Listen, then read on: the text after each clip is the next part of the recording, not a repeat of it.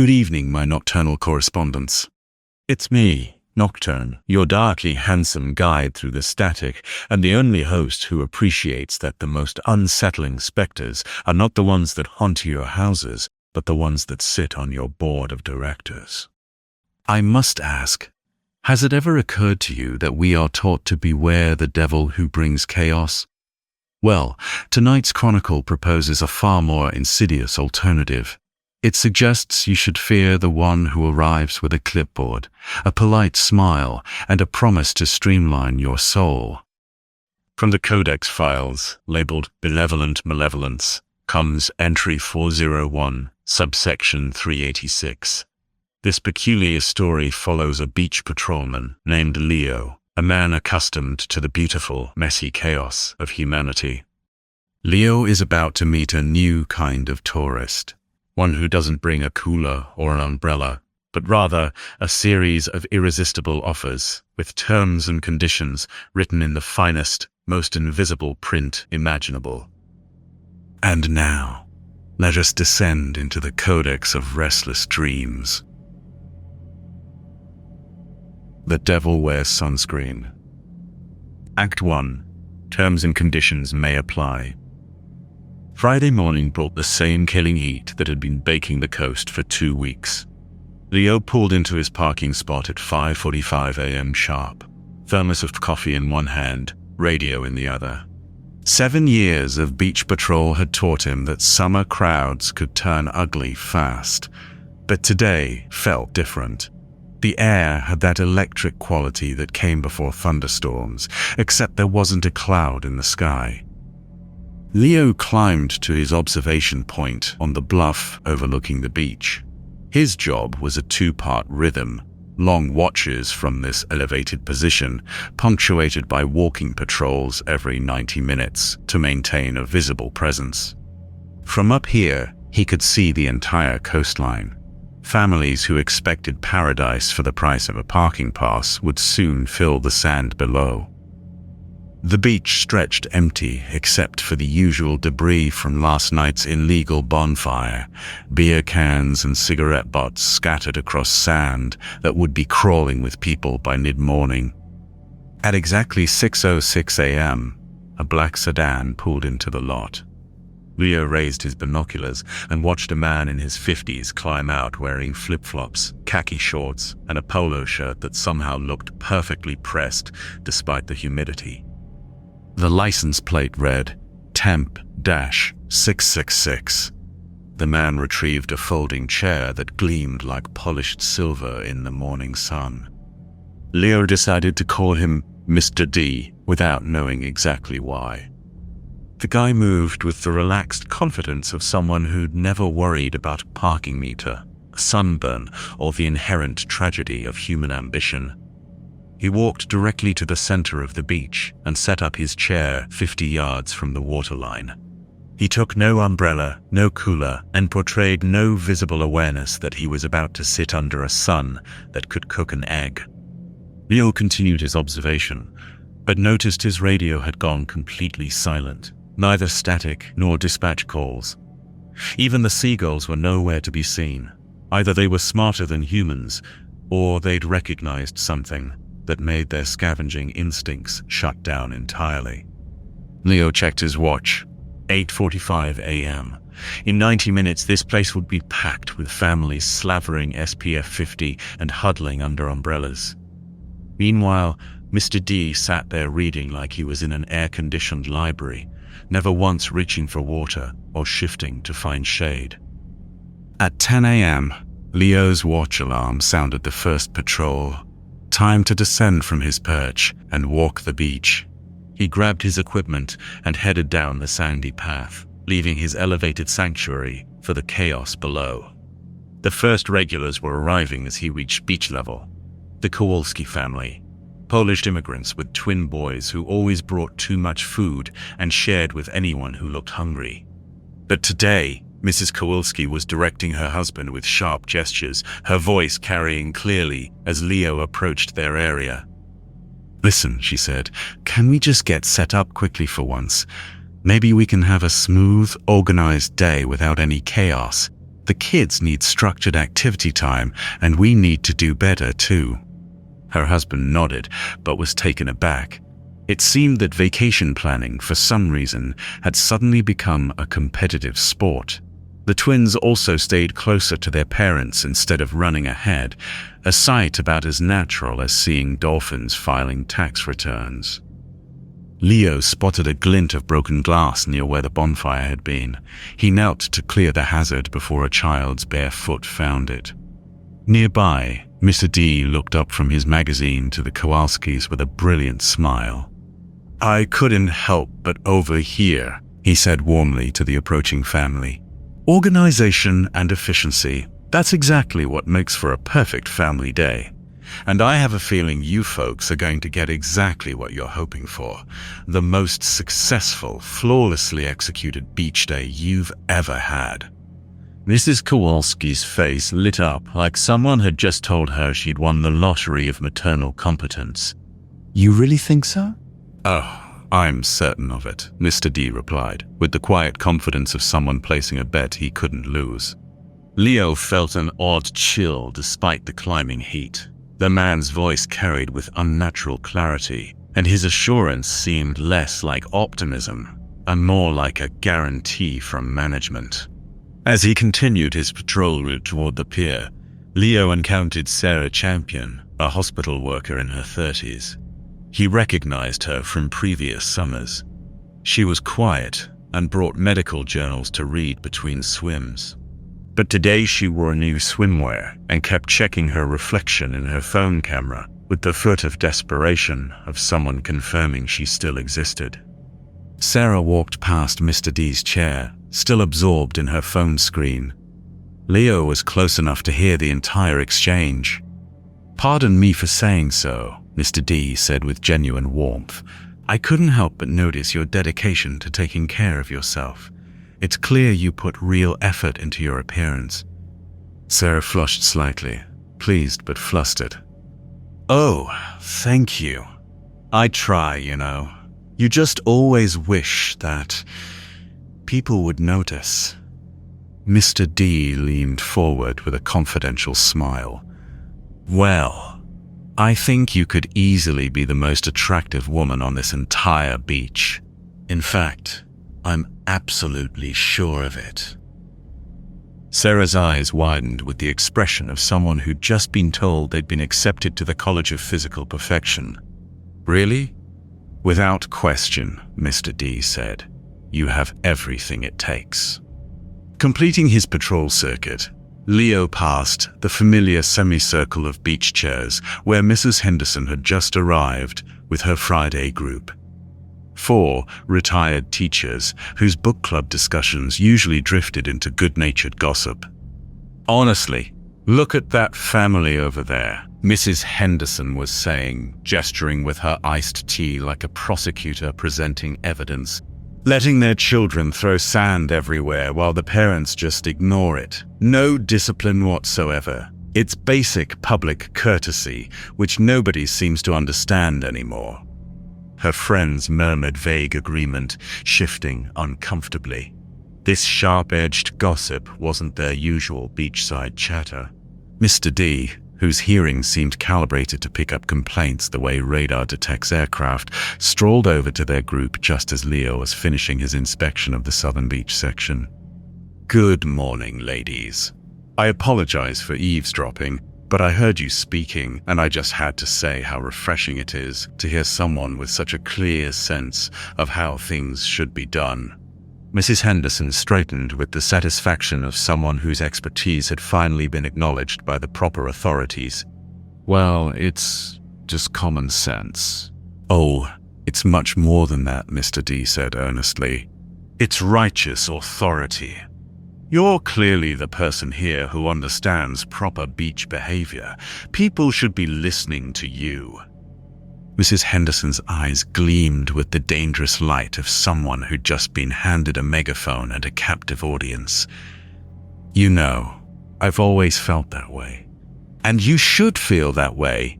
In fact, you're the natural arbiter of beach etiquette here." Leo completed his patrol and climbed back up to his observation point. but the conversations echoed in his mind. They were just polite words, yet they'd landed with the weight of official decrees. He raised his binoculars. Something was happening down there, and he had the uneasy feeling he was about to see it crystallize. Leo watched the transformations begin. The Kowalski family set up their area with obsessive precision, every towel meticulously aligned, every toy sorted by size. The twins moved with eerie compliance, no longer running or shouting, just quietly following their mother's increasingly specific instructions. Sarah began checking her reflection with frightening intensity, unable to look away from her phone screen for more than a few seconds. Even from this distance, Leo could see the bronze tint in her skin deepening as her beauty intensified along with her obsession. And Mrs. Henderson had abandoned her book entirely, standing with hands on hips. She surveyed the beach like a magistrate presiding over a court of petty offenses, her gaze conducting a disapproving audit of every family's behavior. Leo was feeling it too. Even from his perch on the bluff, the memory of those conversations lingered. In fact, his mind told him there was something deeply logical about what Mr. D had said. These people did need better organization. He, of all people, had the exact qualifications to improve the current situation. He shook his head, disturbed by the direction of his thoughts. At 11:30 a.m., his watch alarm signaled the next required patrol. Leo reluctantly descended from his safe observation point, dreading what he might encounter, but unable to abandon his duties. The corruption was now visible in the families who'd interacted with Mr. D. Their skin gleamed with a metallic sheen, and each was trapped in a joyless loop of their own making. The Kowalski twins sat like hollow-eyed dolls while their mother, consumed by a manic need for order, aligned seashells with the terrifying precision of a bomb maker. Nearby, Sarah's skin glowed with a supernatural bronze, a beauty she couldn't enjoy, trapped in the narcissistic prison of her own reflection in any surface that would show it. And Mrs. Henderson had become a prowling specter of etiquette, her sour righteousness on display as she corrected strangers on their umbrella placement. They had gotten exactly what they wanted, with human joy surgically removed from the equation. As Leo walked past Mr. D's area during this patrol, he felt the pull stronger than ever. Leo again caught himself thinking about proper beach management protocols and crowd efficiency systems. He fantasized about the kind of authoritarian control that would transform this chaos into something perfect. He forced himself to complete the patrol quickly and retreat to his bluff, and a metallic sheen was already appearing around his knuckles. Around 12:30, Leo watched through his binoculars as Mr. D stood and stretched with fluid grace. He noted the footprints in the sand seemed oddly deep as Mr. D walked toward his car. Leo zoomed in, trying to understand the strange depth, and for a split second, the indentation of the right foot looked wrong. Not like a flip-flop print at all, but sharper, narrower, and with a distinctly cloven shape at the front. Leo blinked, adjusting the focus. When he looked again, it was just an ordinary footprint, already softening at the edges. Leo shook his head, blaming the heat haze. As Mr. D packed up and waved goodbye, a visible exhaustion crept into the corrupted families. The relentless pursuit of perfection had clearly taken its toll, ruining what should have been a very good day at the beach. Act 2. Fun is inefficient. Saturday brought escalation that defied all reasonable expectations of beachside ambition. When Leo climbed to his observation point at dawn, Mr. D's operation had transformed into an installation that belonged in a resort magazine rather than real life. Through his binoculars, he could see a trio of sleek, black trucks parked neatly behind catering pavilions, a fully stocked bar, and more. There was enough infrastructure to supply a small municipality. At 10 a.m., Leo's first patrol alarm sounded. He descended from his safe perch with growing reluctance, knowing he had to enter the corrupted zone. The returning families had evolved beyond recognition. The Kowalski's perfect choreography had tightened into something brittle. Mrs. Kowalski now micromanaged every grain of sand around their setup. Her twins sat motionless like beautiful mannequins, all joy drained from their faces. Sarah's beauty had intensified into something radiant and distracting, yet it brought her no peace. Her head was on a constant, desperate swivel, her eyes scanning the beach not with pride, but with need. She was starving for every glance, any admiring stare. Mrs. Henderson had become a walking enforcement agency, compulsively correcting strangers' beach behavior with the relentless intensity of someone who couldn't turn off her own critical judgment. Like iron filings around a magnet, the very fabric of the beach reorganized itself around Mr. D. Leo felt the pull more strongly during this patrol, walking directly through the heart of the corruption.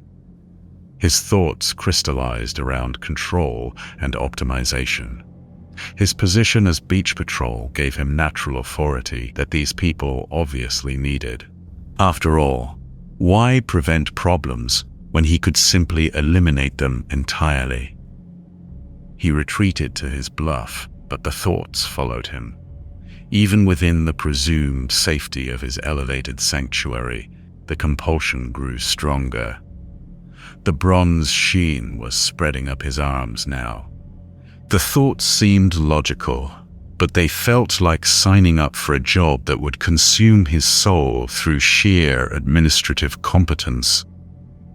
By afternoon, his binoculars revealed an empire of perfection. Every family operated according to systematic principles, every activity was optimized, and no one appeared to be having fun. When his final patrol alarm sounded at 4 p.m., Leo almost didn't go, but his job required it.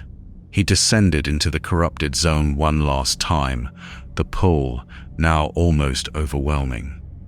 He completed his route as quickly as possible and fled to his truck, driving to Sunset Beach to escape whatever was happening to his mind.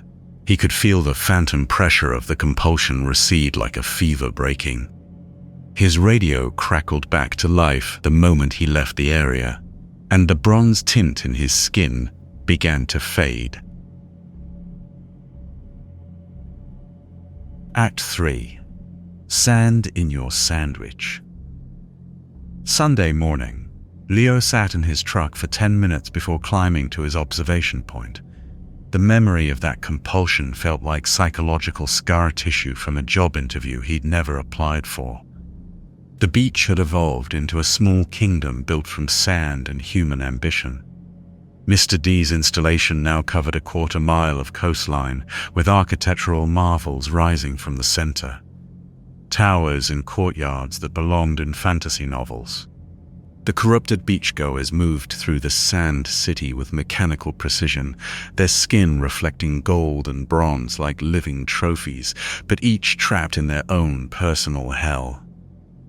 Children sat in perfect silence, no longer playing but following elaborate rules their parents compulsively created. Adults pursued their amplified desires with single-minded intensity.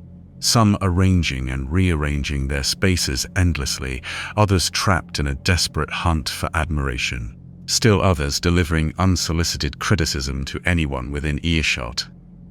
All had gotten exactly what they'd secretly wanted, and the fulfillment had simply consumed them.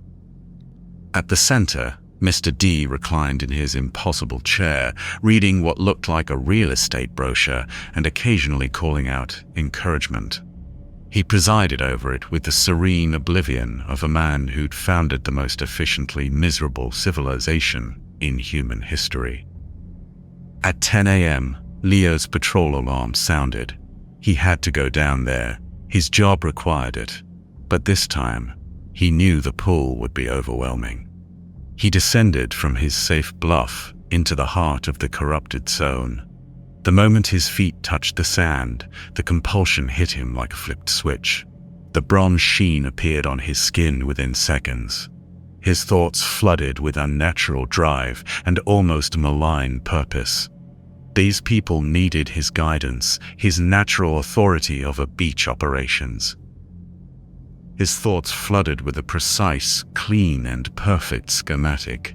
He would implement total systems. He would eliminate all inefficiency. He would become the architect of a truly successful beach experience, measured in absolute compliance and utter silence.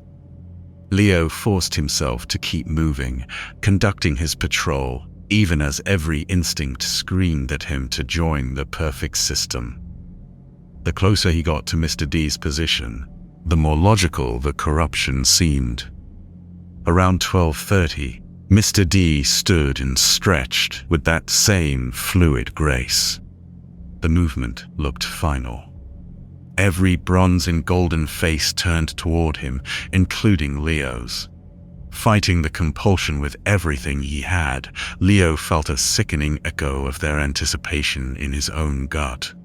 Mr. D walked to his pavilion's edge and raised one hand in casual farewell.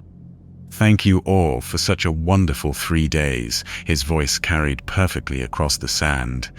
"This has been incredibly successful. The best part is, you did it all yourselves." The catering staff materialized and began breaking down with impossible efficiency.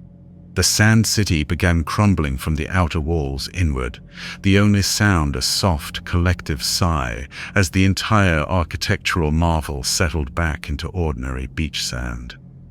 Mr. D folded his chair and waved goodbye with genuine warmth. "Remember," he called back with a brilliant smile, "you all got exactly what you wanted." Leo felt the compulsion snap like a broken wire. He watched the crowd's transformation reverse in real time. The metallic sheen faded from his own skin like paint washing off in rain. Perfect coordination dissolved into normal family chaos. Children started crying, a sound beautifully and wonderfully human. Adults looked around with bewildered expressions, unable to remember packing their elaborate equipment. But Leo could see profound relief in their faces as the corruption lifted, realizing they'd survived something that could have destroyed them. Mr. D's convoy pulled out without fanfare, his Temp-666 plates disappearing toward the interstate. Leo climbed back to his observation point one final time that day. By evening, the beach looked completely normal from his elevated position. The only evidence was patches of impossibly smooth sand. On Monday morning, Leo returned to his observation post with new appreciation for chaos. From his bluff, he could see the beautiful mess, as it always had been. A chaotic collage of mismatched umbrellas, parents wrestling with flapping towels, teenagers tossing a football far too close to sunbathers, and kids digging frantic, temporary holes. It was a visual symphony of beautiful inefficiency. On his patrol, children shrieked with laughter when castles collapsed, treating failure as part of the fun. Parents complained good-naturedly about the sand, while their relaxed shoulders told him they wouldn't have it any other way. The teenagers' music was still too loud, but there was joy in their obnoxious rebellion. A family near the water started arguing with passionate intensity over who got which sandwich. Their youngest kid was crying because his bucket had a hole. The parents looked tired and sunburned and completely unprepared for success. From his observation point on the bluff, Leo had never seen anything more beautiful. From then on, his gaze scanned not just for rip currents, but for impossible chairs and catering trucks that appeared without warning. He'd learned a dangerous truth. The most irresistible offers are the ones that promise exactly what you already want. The devil, Leo now understood, didn't plant evil desires. He was a cosmic mirror who simply validated the ones already there, amplifying them until they consumed everything else. Paradise, it turns out, is being satisfied with a beach day that includes crying children, sunburn, and sand in your sandwich, because at least you are still human enough to appreciate the magnificent mess of it all.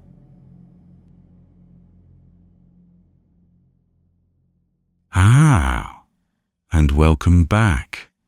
Do take a moment to brush the sand from your psyches. It does get everywhere, rather like the residue of a perfectly granted wish. Poor Leo. He thinks he witnessed a failed invasion and learned a profound lesson. But our clever Mr. D knows the most effective salesmen don't close the deal on the first day. You let the customer go home. You let them sit with the memory of what they could have, and wait for the moment when their imperfect life becomes just a little too much to bear. That is when the follow-up call comes. And that is when they will sign, every last one of them. So, I ask you, dears, when the beautiful mess of your own life feels like too much to handle, which of Mr. D's perfect little offers would tempt you most? The quiet, obedient children? The guaranteed admiration? What part of the deal would finally make you say yes? Leave your thoughts below. I'm always fascinated to see which weaknesses humans value the most. Farewell, my children of the night. Until next time, this is Nocturne saying, be wary of those who offer you heaven. They are often just trying to sell you a better managed hell.